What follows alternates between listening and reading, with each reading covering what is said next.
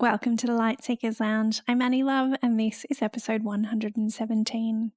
If you can hear my 14-year-old in the background to this intro busting out some tunes on the piano, well, I think that's quite a fitting tribute to my guest today, the illustrious, sequin-wearing storyteller, internationally acclaimed performer, speaker, presenter, and coach, Amelia Ryan. Amelia's mission is to empower and educate as many big-hearted humans as possible to share their own incredible message with the world in a way that is meaningful, masterful, and magnetic. She firmly believes we find liberation through truth and laughter, and that the world is simply a better place when we celebrate our stories, both the messy and magnificent parts, and share them unapologetically. We cover a lot of territory in this podcast conversation, from Amelia being called to life as a performer in her childhood, how difficult personal experiences led her to telling stories through cabaret, balancing performing and touring with mum life, and navigating the grief of never knowing her older sister, as well as other types of grief in motherhood she really didn't expect. Please note that we do touch on themes of sexual assault and grief in this episode, so you may want to pause and come back at a later date. Poignant and insightful, Amelia illuminates how embracing one's own story can heal, transform, and connect souls in the most unpredictable of ways. I hope you love this beautiful conversation with Amelia Ryan.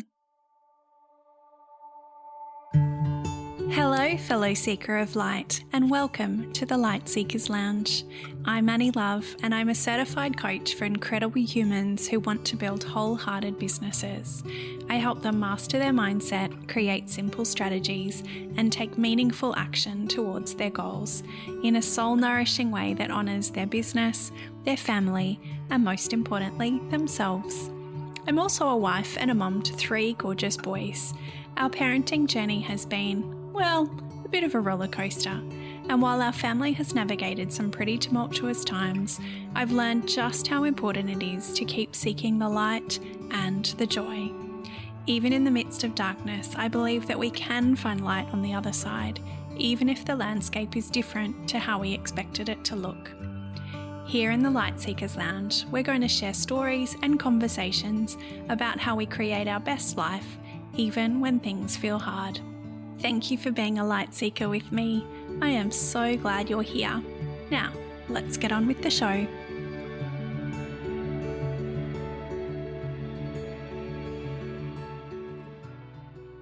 Amelia Ryan, thank you so much for coming into the Light Seekers Lounge. It's so lovely to see your beautiful face and have you here for a chat. Annie Love, thank you so much for having me. It's so lovely to be here with you. Yeah. You and I remember joining Ellie's mastermind. I feel like the listeners probably sick of me saying I met you through Ellie. But yeah, I remember joining the mastermind and you'd already done a round with Ellie and then you went on to becoming a coach within her program, and that was really nice. So I got to experience you in a different way, to being alongside you as a peer and benefiting from your wisdom. So that was really nice. It was lovely, and it was an interesting shift in relationships because I was then coaching quite a few of my peers. So yeah, it was blending that mix of both friendship and coaching all at once, I think. Yeah. Yeah. And you and I have obviously never met in person, and yet I feel like I know you from the stories that I've seen you tell over the years and read. So that's lovely too. Yeah, well, likewise. Mhm. I always believe it's our stories that connect us. Yeah. And we will talk more about that. I'm sure. Tell me, how do you describe yourself?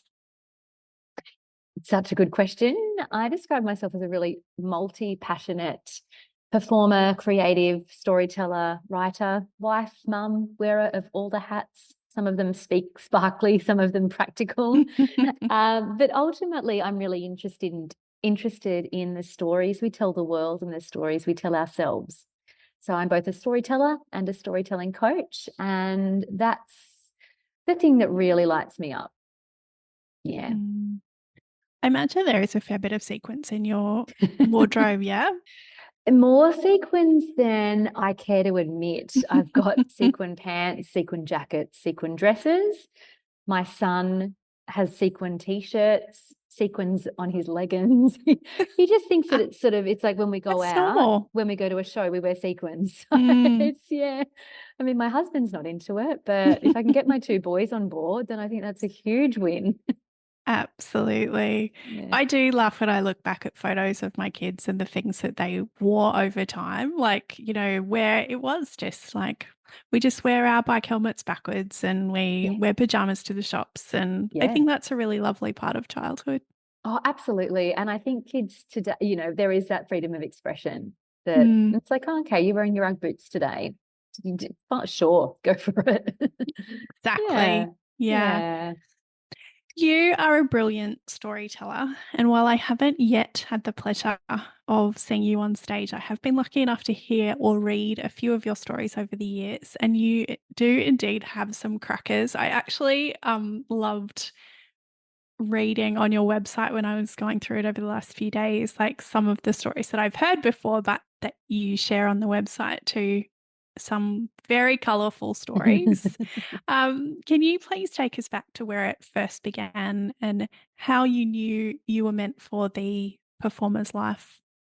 Yeah, look, my first foray into live theatre happened when I was 5 years old. So my parents took me to my very first live theatre production, and I remember sitting between them on those red plush seats that they have in all of the art centres around Australia, perhaps even the world.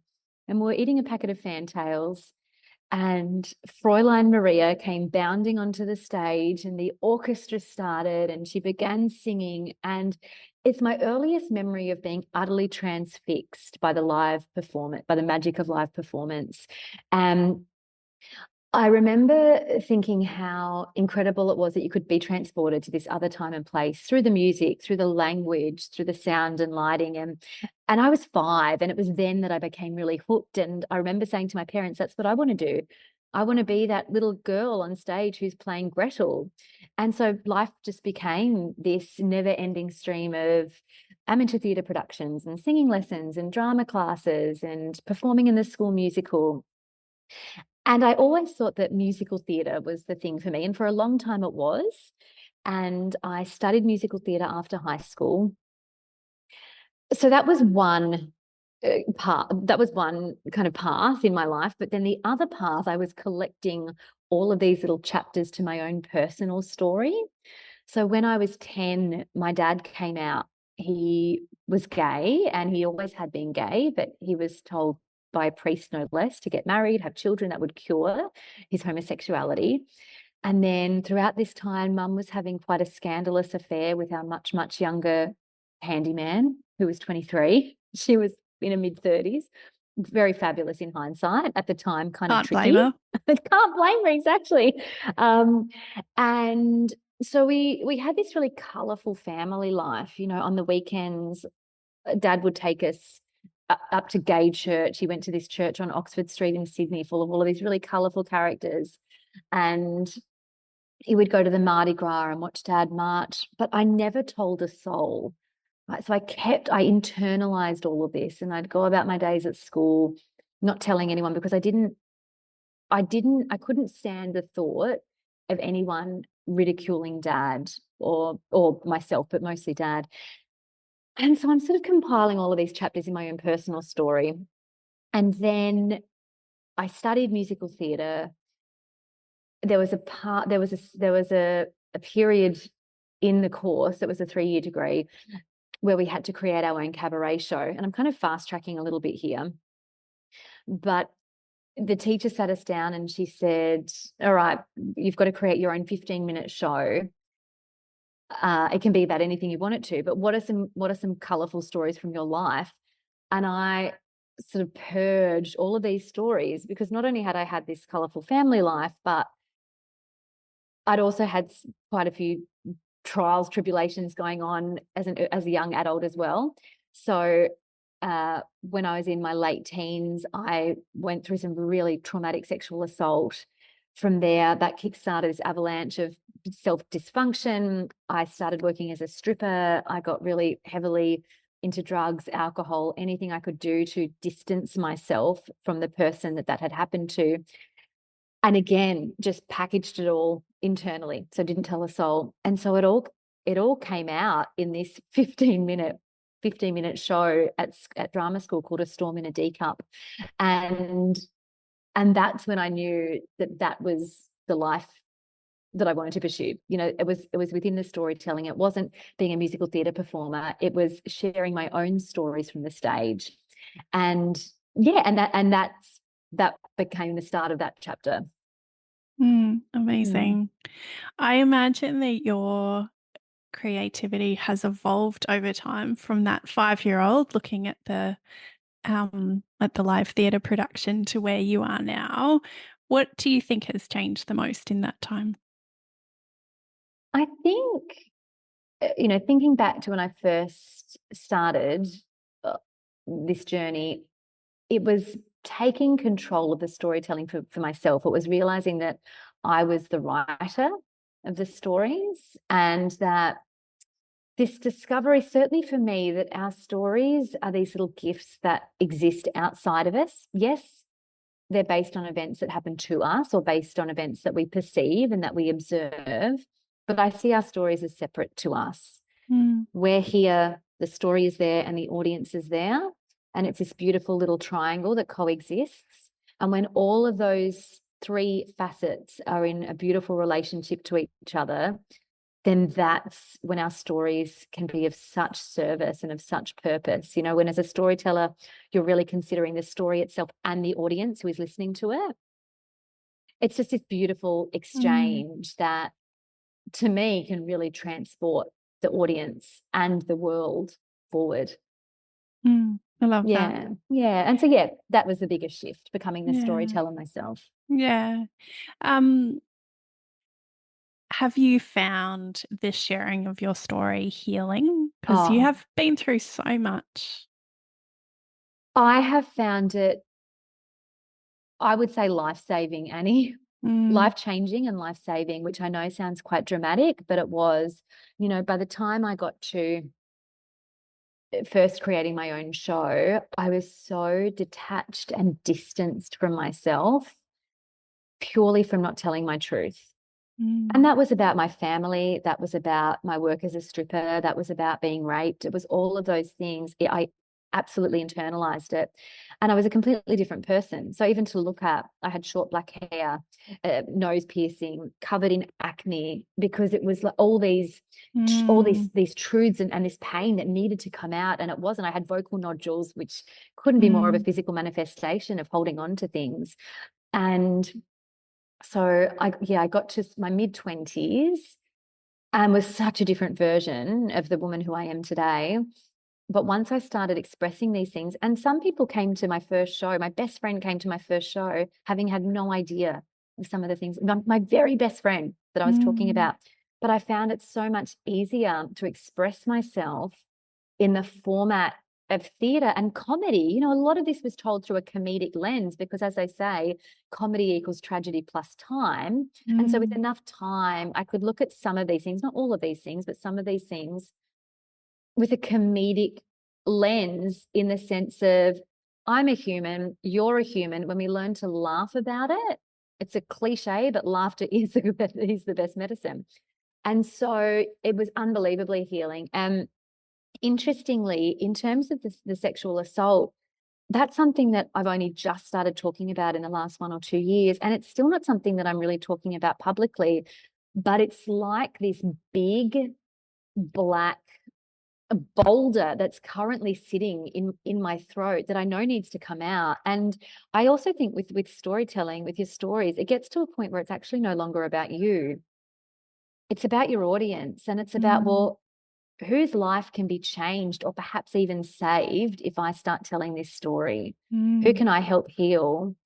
And so I know that this next chapter in my own personal story is about to be told. And I think, being in the season that I'm in motherhood, it's been waiting for the right time to carefully, beautifully, graciously share it.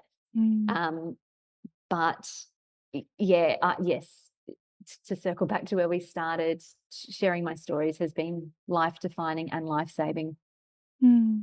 Yeah, absolutely.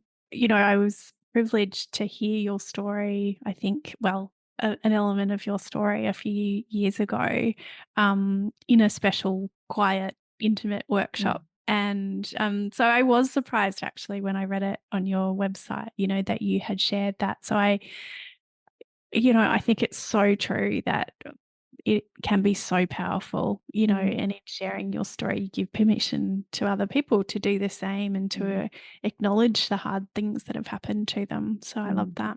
Mm. At some point along your journey, you added coaching to your toolkit. What made you decide to do that? Coaching for me was always a bit of an intuitive pull. I've always been really interested in personal development. I think, when my parents were separating, we started meditating together as a family, and they sent us to therapy. And so that quest for, and in fact, I discovered that my dad was gay because he left a pamphlet on the coffee table that said Discovery, a self-healing seminar for gay married men. And so even in his coming to terms with his sexuality, that was all done through the lens of personal development. And I used to go to teen leadership seminars. So it's always been a very, very much part of the fabric of my life. And then when I absolutely derailed between the years of, 18 really to 28 for a good decade there, I lost touch with that. But then once I returned to myself, that quest for self-development, self-improvement was very much the underscore of who I am and what I do. And so life coaching became a next step, I guess. And I don't know if you were the same, but being the person that friends might come to for advice So I studied life coaching kind of just following the breadcrumbs. I think I sort of had trouble calling myself a life coach. I think particularly at the time, because it was so ironic, because my life felt like a complete and utter clusterfuck, and that's what my first show was about. It was being a hot mess. It was having this calamitous clusterfuck of a life that I turned into comedy. So it felt a bit rich to then go, oh, having said that, come and I'll teach you how to get your shit together. But then I started running workshops in the cabaret space. So people were coming to me saying, oh, I'd like to create a show. Can you teach me how to do that? So I started running these 3-hour workshops, 1-day workshops, 3-week workshops. And of course, if you've ever done any kind of coaching, if you've done business coaching or tech coaching or whatever it is, you inevitably end up infusing life coaching with that, because you're working with the person as a whole, we're the sum of our parts. And what I found when I was helping people create their shows was they were changing their lives in the process. They were telling their story and having to reconcile chapters of that story and parts of themselves. And so it beautifully met in the middle, this creative storytelling part of me with the life part. And it's what I did in my shows as well. It was always self-empowered comedy or motivational comedy. And so, the two beautifully met in the middle, the creative, the storytelling, and the life. And then eventually it became the business as well.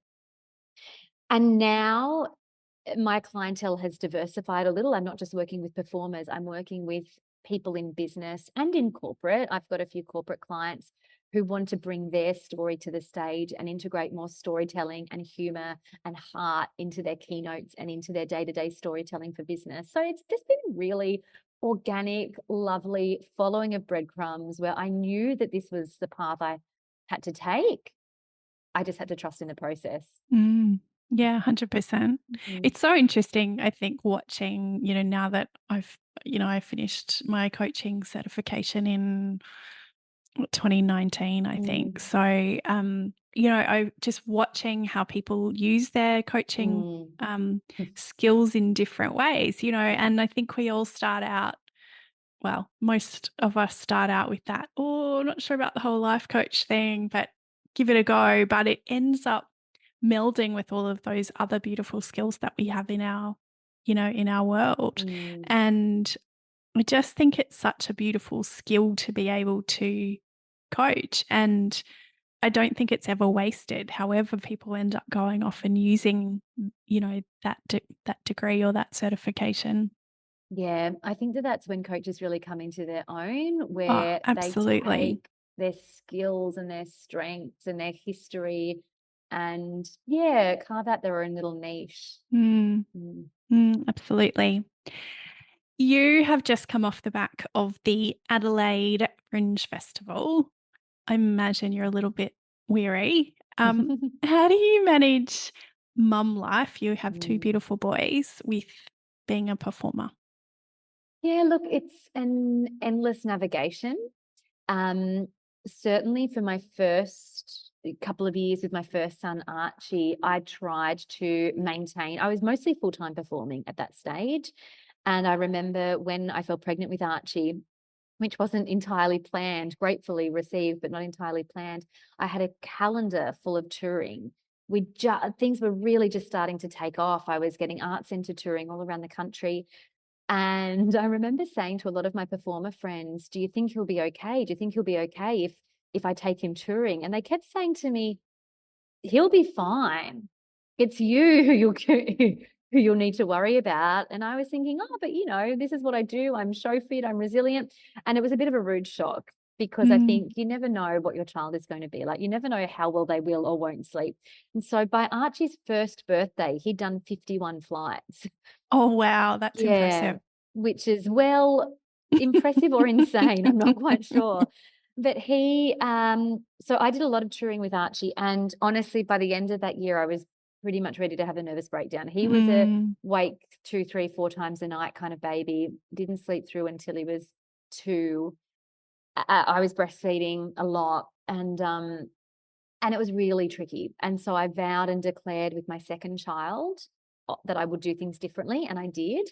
And that's really where, once by the time Ollie came along, I was steadily coaching. I'd gone from being a solo performer to having an arts company. I was creating shows that I didn't necessarily have to be in. So the entire model changed. And I've got 5.5 years between both of my boys. So, in that time, I was able to create significant changes, some of which were very conscious and others just organically kind of happened.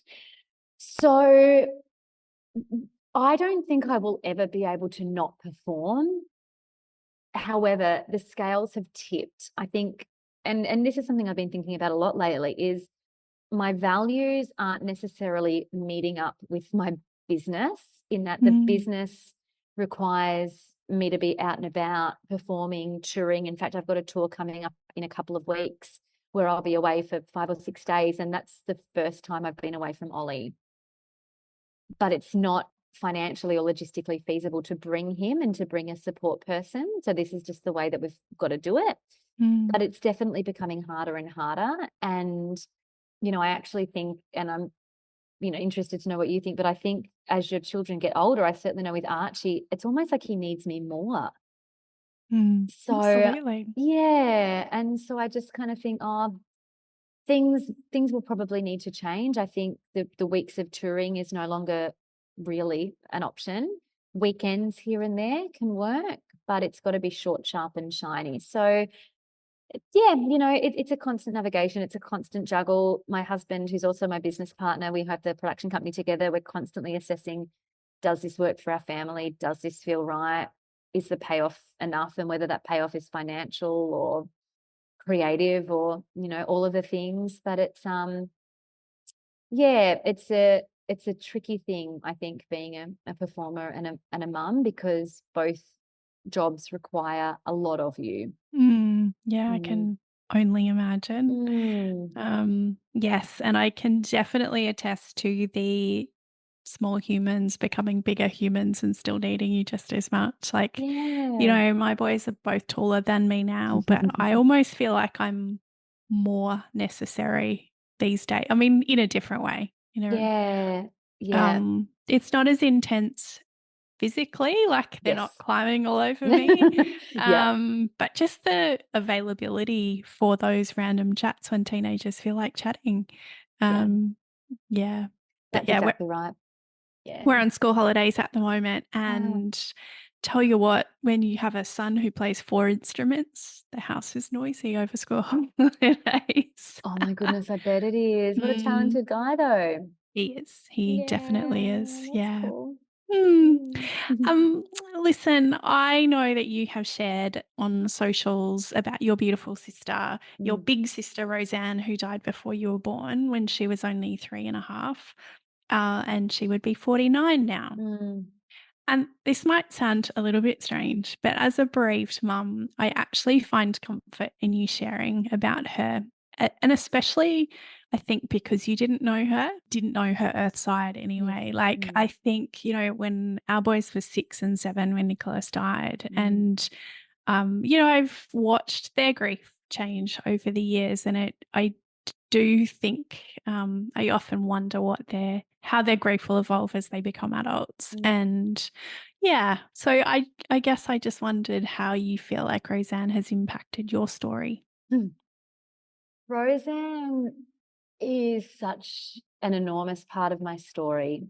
I think for someone who I don't know and I haven't met, she has been this ever present figure in my life, guiding me, reminding me. I've actually felt her presence so much in the past couple of years.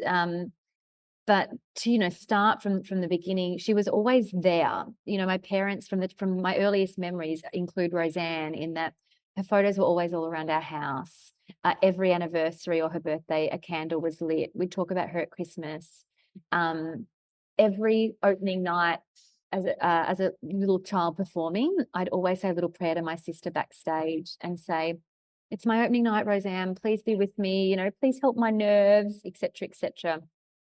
And then when I completely derailed, I call them the dark years, I spent about 3 or 4 years, as I mentioned, completely disassociated from myself, not performing, not singing, not doing anything creative. I wanted to do everything I could to avoid being seen and heard, really.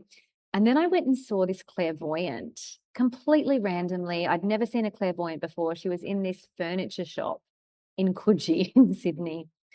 And she sat me down and she knew all of these things. She knew about my dad's sexuality. She knew that I was a performer who wasn't performing. She knew that there were auditions coming up for drama schools and that I had to audition for a specific drama school in Melbourne. And then at the end of the session, she grabbed my hand and she said, she said, "There's a girl here by the name of Rose. And she said that she's been with you every opening night." And it was Mm, such specific information. It, it moved me beyond words. I told my mum, it moved her beyond words. I ended up auditioning for the drama school in Melbourne, getting in, moving to Melbourne, and that was where I discovered the art and craft of cabaret. So it just felt mm, like, again, she was really there, this tangible spirit guide. And then it's just sort of something that I've lived with, really. But the grief actually really reared its head in my conception journey for my second child, Ollie. So for the years, his was a 2.5 year conception journey. It was long, it was arduous, it was painstaking. And the entire time I was trying to conceive, or we were trying to conceive, I had a little girl's dress on the wall, and it was actually my sister's dress. mm, And I hadn't really connected the dots. I just knew that, I had this little girl's dress on my wall. Every morning I'd wake up and I'd stare at it.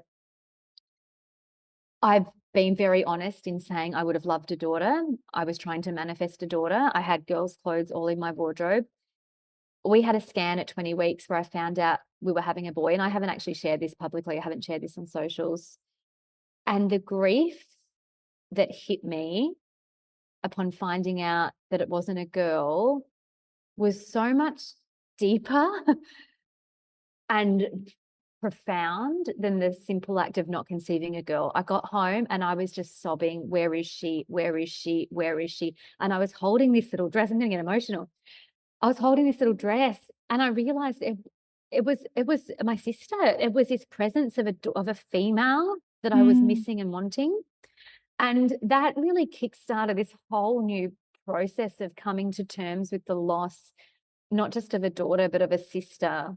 mm, And it kickstarted this fear of losing my mum and not having this female presence. It was so complex. And my poor mm. husband, he'd said to me before we had the scan, he said, because he's one of three boys, his dad's one of three boys, he said to me, "You know that the odds of having another boy really high. And I was like, of course, you know, Archie will love a younger brother. We've got all the clothes.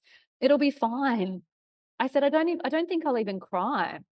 I said, I'm pretty well prepared to find out we're having another boy. So that was the surface, what was going on the surface. Turns out. And even consciously, but subconsciously, it's like I had all of this reconciling to do that was probably multi-generational. Yeah. Because so interesting. it was so interesting, and it was terrifying. It was absolutely terrifying that that's what came to the surface, because of course on the back of that was all of this guilt, so much guilt towards the baby that I was carrying, the little boy that I was carrying. And of course, now that he's here, I look at Ollie and think, well, of course it's you. I never look at him and think, but you were supposed to be a girl. What, you know, I don't think any of that. It's he's here, and he was the little gift that helped me come to terms with some of this loss that I didn't even know I was carrying.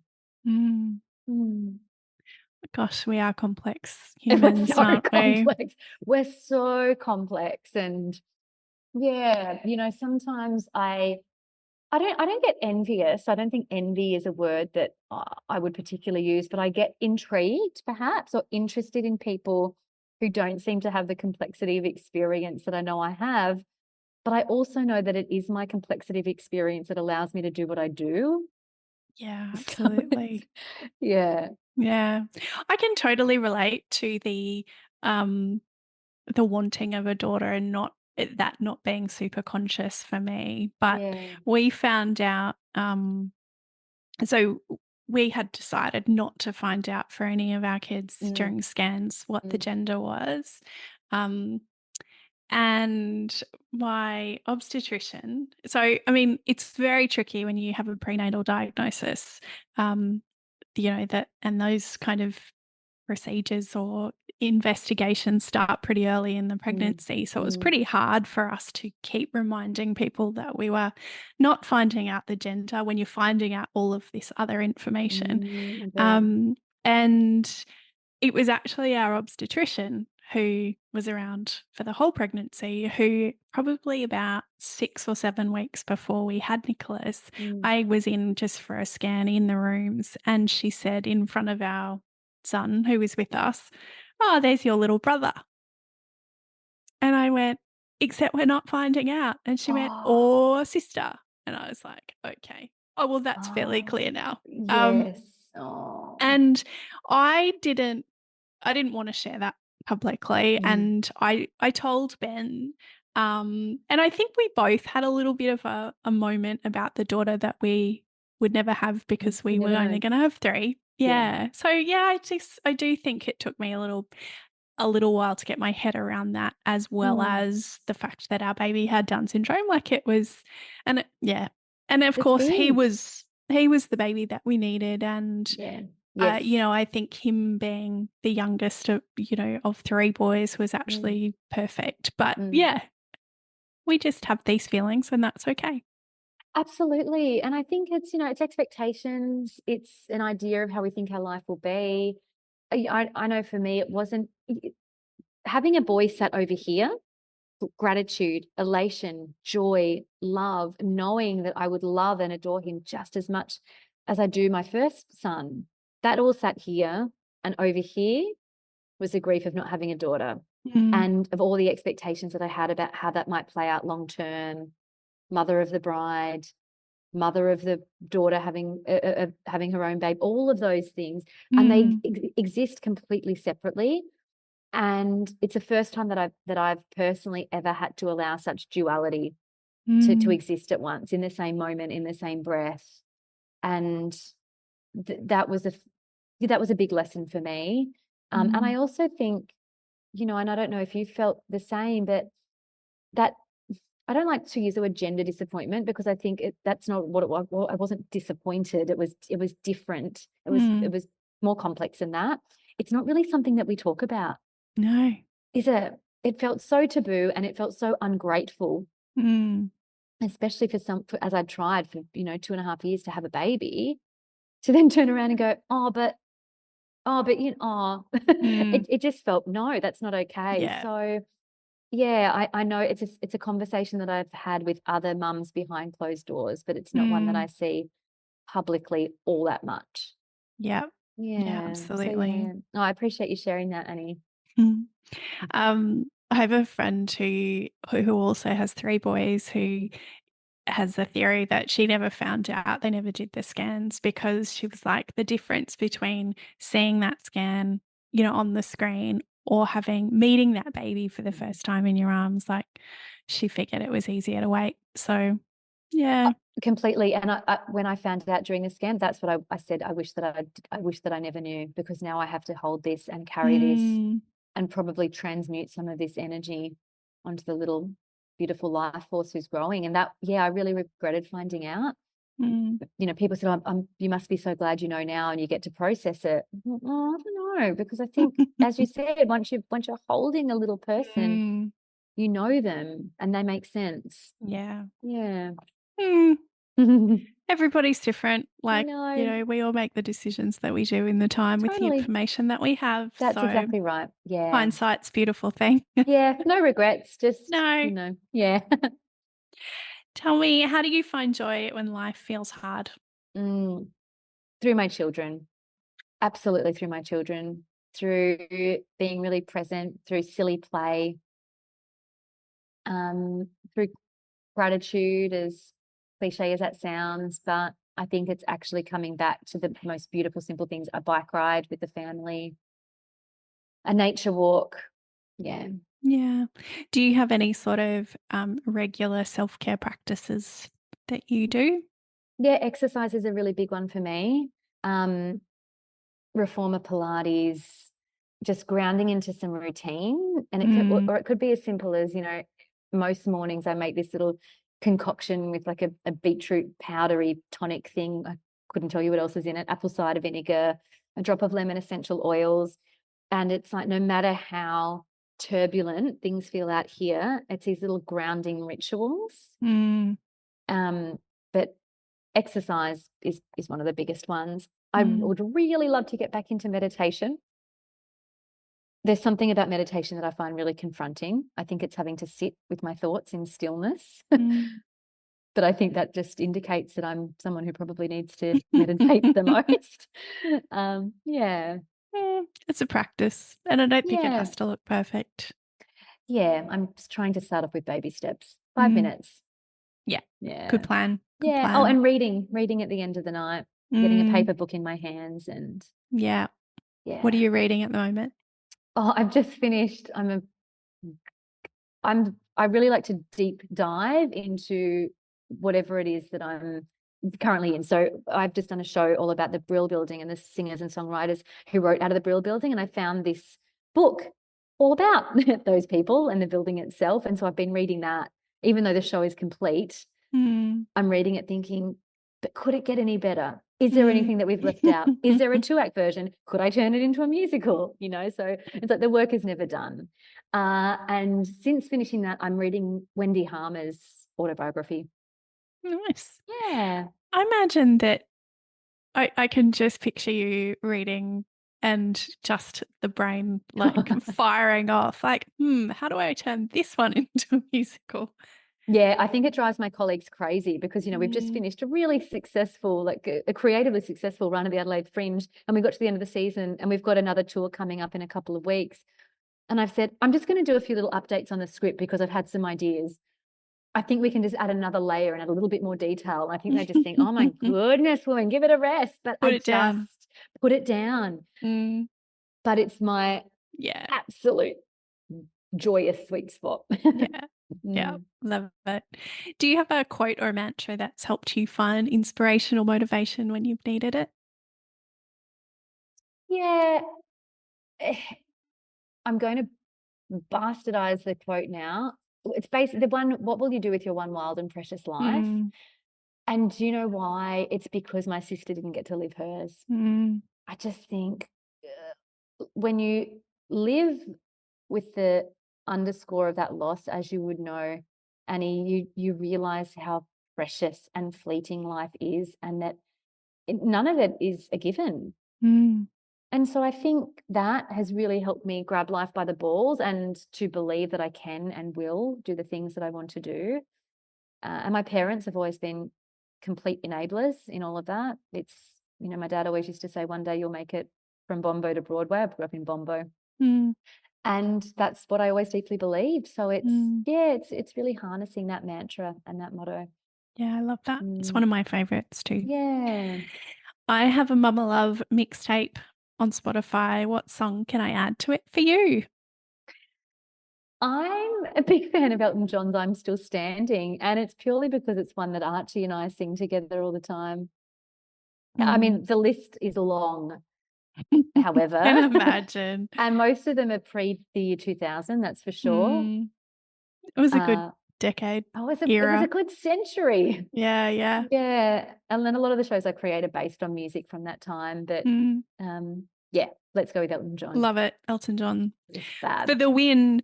What are you working on at the moment? What's coming up? Well, you've got a tour coming up. Yeah, with the production company, I've got a tour coming up, but this is the year that I'm going all in on my storytelling and speaker coaching business. So as I mentioned, I'm working with women in business and the odd man who want to bring their own story to the stage in a really entertaining, enlightening, funny, heartwarming way. So I'm running workshops both locally, and I'm planning on touring the workshops interstate, which is exciting. That'll probably be a slower burn, but a lot of my creative energy is going into building that at the moment, which is exciting. Love it. When are you coming to Brisbane? I know. I know. I'm actually coming to Queensland with Livy and Pete with one of my shows in October, November. Watch this space. Where in Queensland will you be? Or everywhere, which I know is big because it's quite an expansive state. It is a big state. Yeah. But right up to Mackay. Yeah, okay. I think Rockhampton, and then I think Redland. I don't know if we're going right into Brisbane. I'll have to have a look at what's the closest suburb to the city. It's okay. I'll have a look. Yeah. I'll stalk you. Please do. Speaking of stalking you, how do we find and follow you?